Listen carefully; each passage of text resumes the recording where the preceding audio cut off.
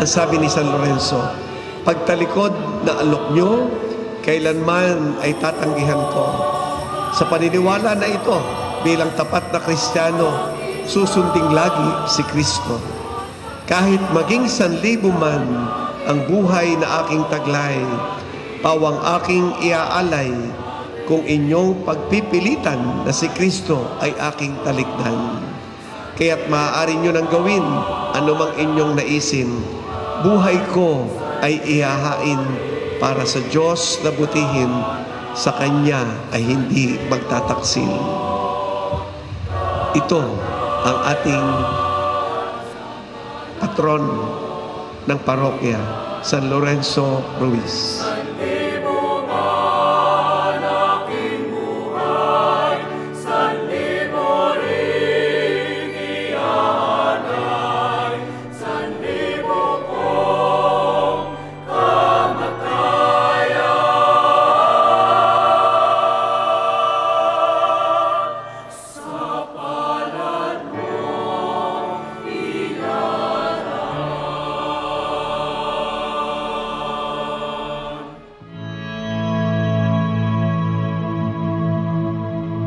Napakagandang halimbawa ang ibinigay niya sa atin.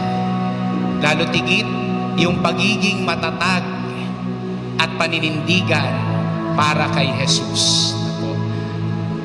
So be courageous and to stand firm with our faith in God.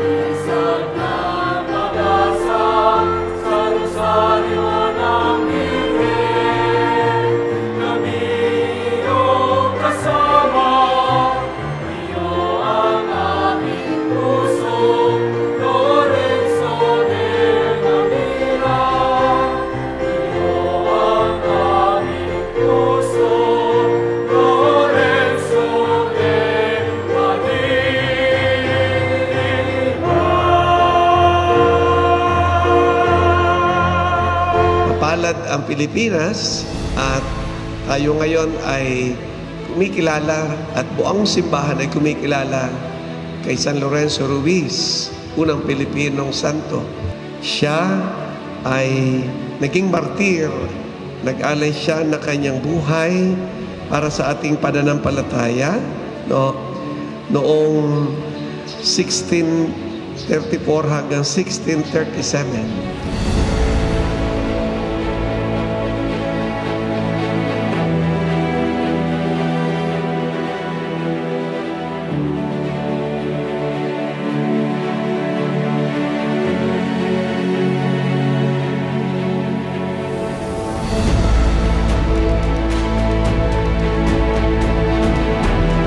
Si San Lorenzo Ruiz, hindi pare, lalong hindi madre, sapagkat siya'y lalaki. No?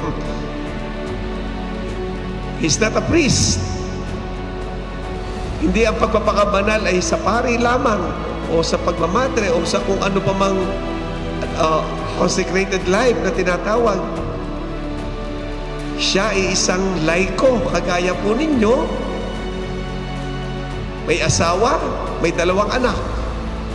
Pero, siya ang pinakaunang Pilipinong santo na idineclare ng simbahan. Hamon para sa buong mananampalatayang Kristiyano, sa buong Pilipinas. Pwede pala maging santo. Ang tatay ng isang tahanan, pwede pala maging santo. Ang isang lingkod sa parokya, sekretary sa parokya, pwede palang maging santo o santa. Ang doktor, guro, tagapagwalis ng lansangan, driver, tindero sa palengke, o kung ano pa mang hanap buhay natin, pwede. Kung tayo ay susunod sa mga aral ng ating Panginoong Jesucristo.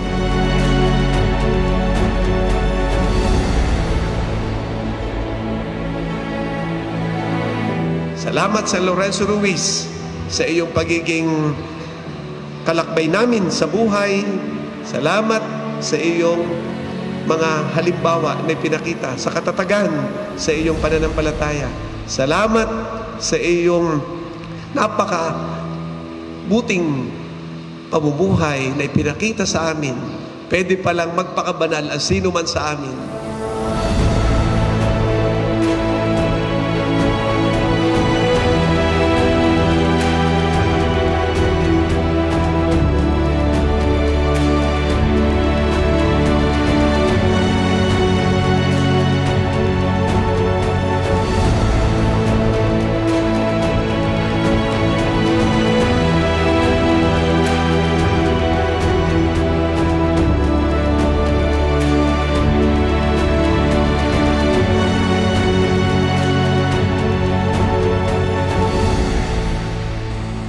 Siya ay isang layman na naging banal at naging santo.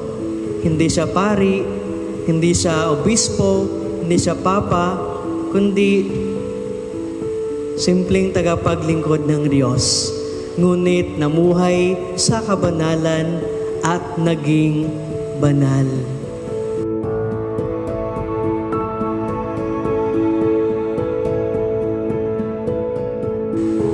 Si San Lorenzo Ruiz ay isang mabuting ehemplo sa ating lahat. Siya ang unang Pilipinong pinahayag ng simbahan na talagang may pagkilala sa tunay na buhay. Dahil ang tunay at busilak na buhay, ang kaganapan ng buhay ay ang paglalakbay kasamang Diyos na nagbibigay buhay.